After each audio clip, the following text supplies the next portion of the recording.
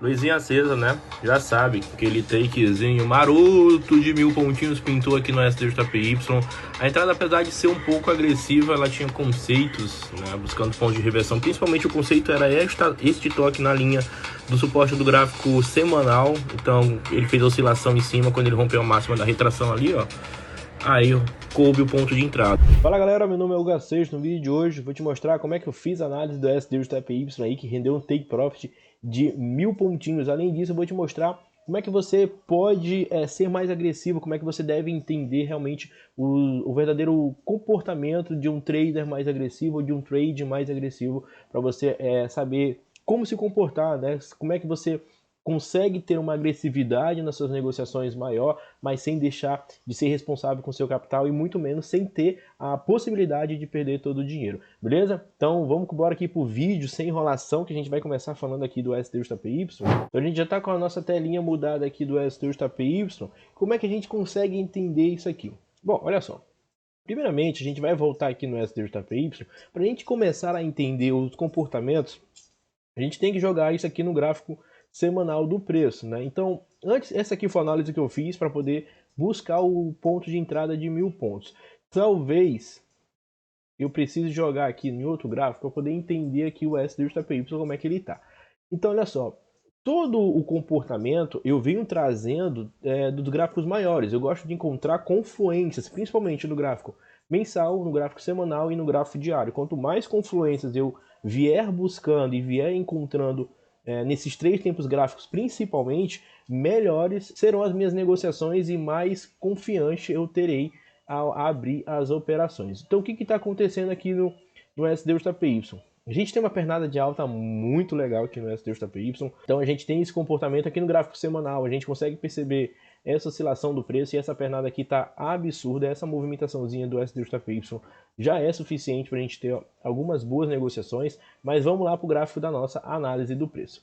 Aqui o SDJPY, a gente tem isso daqui. Então, o que foi que eu comecei marcando? Eu comecei marcando uma região de suporte aqui no gráfico semanal, nessa região, por volta de 132.508. Eu comecei a encontrar um canal aqui, né? E aí, para eu complementar esse canal, vou precisar encontrar uma resistência. Essa resistência ela é bem clara, deixada aqui nesta região de 139.432. Então, são regiões que eu tenho que prestar atenção. Fazendo isso, o que foi que eu fiz? Eu só inseri aqui, ó,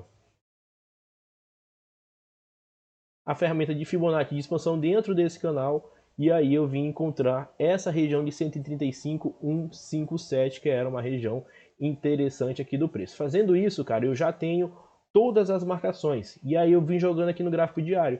No gráfico diário eu comecei a encontrar as resistências, né, regiões de resistências e suportes do gráfico diário para poder encontrar confluências. Então, eu encontrando essa região de resistência aqui, e essa região de suporte do preço aqui embaixo.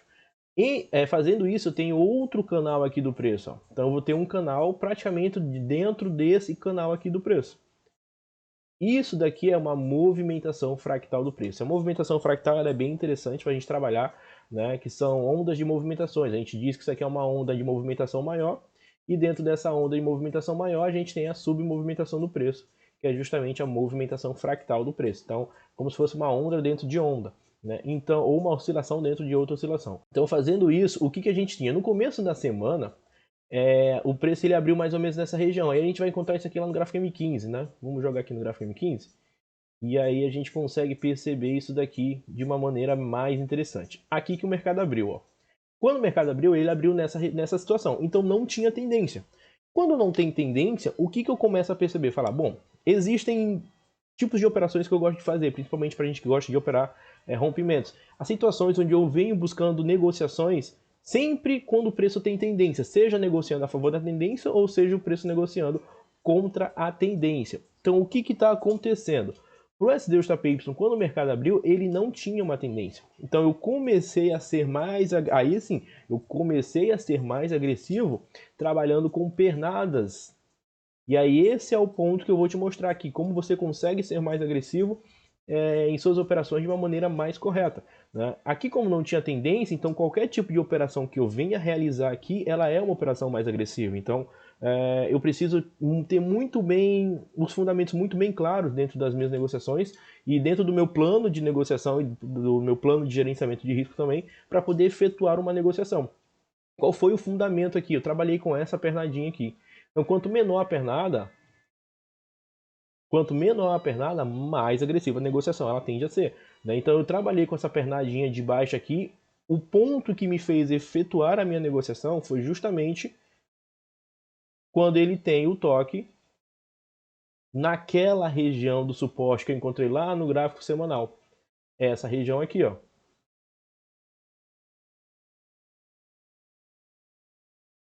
Que eu consigo até confirmar essa região aqui. Então, lá no gráfico M15, que é o gráfico que eu gosto de estar efetuando a minha negociação, eu aguardei um toque nessa situação. Quando houve um toque, eu tinha duas situações. A primeira situação era eu efetuar uma venda no rompimento dessa região de 132.508, e aí eu também estaria trabalhando com a pernada, início de uma pernada de baixa aqui do preço. É claro que não é a tendência ela já é mais esse movimento aqui do preço, esse movimento maior, beleza? E então, quando tem essa oscilação, eu já entendi que isso daqui é uma oscilação. Então eu já inseri a ferramenta de Fibonacci de expansão dentro desse canal, e aí eu tenho o meu canalzinho aqui do SDJPY formado, né? Fazendo isso, meus pontos de negociações a favor de uma tendência, a favor de uma pernada, nessa situação seria somente no rompimento, né? E inserindo a ferramenta de Fibonacci de expansão, de retração dentro desse canal, projetando contra a tendência, né, que retração é o movimento do preço contra a tendência, eu iria encontrar os níveis de retração, na verdade. E aí os níveis de retração fica fácil eu entender qual é o momento ideal de eu entrar numa negociação, numa reversão de tendência. Eu entrei numa reversão de pernada.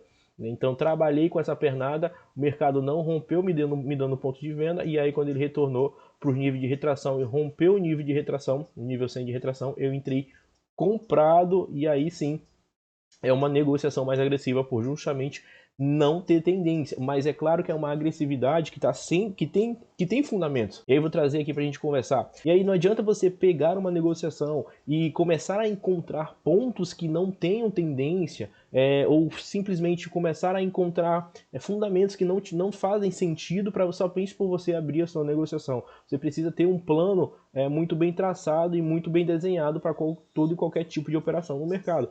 E o primeiro ponto simplesmente é esse, é você começar a entender que você pode trabalhar com pernadas, mas essas pernadas de movimentações do preço, elas são mais agressivas, e quanto mais agressiva a negociação, mais chance a ordem tem de dar errado. Se que eu tivesse uma tendência do preço, né, e o mercado estivesse desenhando uma tendência de baixa aqui, e fizesse esse toque e revertesse nessa situação, o meu ponto de entrada ele estaria muito melhor. Era uma entrada que, cara, a chance dessa negociação dar errado era praticamente nula. É claro que existem, não vou falar nula, né, mas é claro que existem situações de stop, mas a chance dessa minha negociação dar errada seria praticamente zero. Claro que eu tenho que aliar com o posicionamento do stop também nesse tipo de negociação. Por quê? Eu tenho um ponto de entrada aqui, ó, o mercado faz uma pequena realização de lucro e aí depois ele explode. E aí quando eu faço a minha negociação, eu entro em quadros de situações de mercado. O primeiro quadro é sempre o quadro que todo mundo entra, é o quadro de stop loss. Então quando eu abro a minha negociação,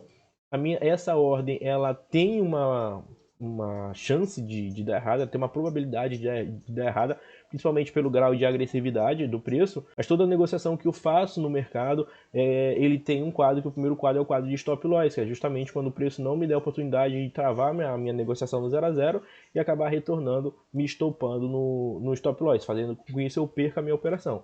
Então, quando as minhas entradas elas são mais agressivas, eu preciso fazer uma redução da exposição do meu capital. Por quê? Porque a exposição de capital em entradas mais agressivas, elas não fazem sentido que você trabalhe com a exposição padrão. Ou seja, se a minha exposição padrão está girando ali de 1,5% a 3% de exposição em uma negociação, numa ordem mais agressiva, essa minha exposição ela deve ser reduzida para 0,5% até 1% na negociação. Por quê? Porque ela é uma entrada mais agressiva. Então as entradas mais agressivas ela tem mais chance de você tomar stop. Então para você ter um comportamento e ter um controle emocional naquela sua operação, você precisa reduzir a quantidade de exposição do seu capital. Mas aí você deve estar pensando, pô, Hugo, toda vez que eu faço uma operação e se eu for tentar ser agressivo e colocar 0,5% de exposição do meu capital, não vai dar nada. Cara, mas aí o mercado financeiro é o seguinte, o primeiro fundamento é você se preocupar com a perca. A única coisa que você consegue controlar no mercado é quanto você quer perder.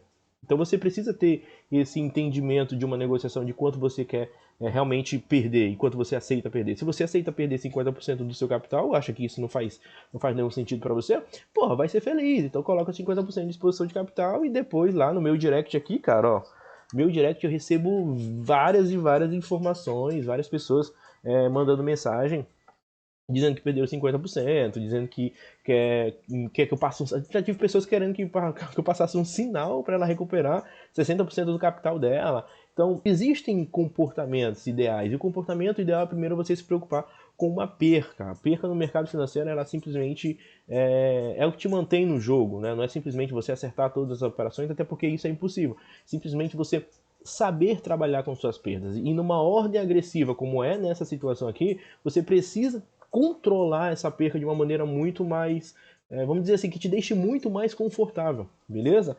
Então, fazendo com essa exposição de 0,5% a 1% ali no máximo, se você tiver um pouquinho mais sendo agressivo dentro da agressividade ou dentro da agressão, você coloca ali 2%, 1,5% ali do seu capital e que tá tudo bem, né? Mas eu gosto de colocar entre 0,5% até 1,5%.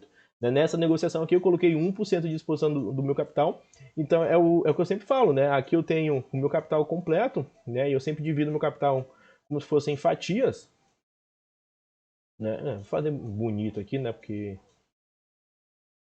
feio já basta eu.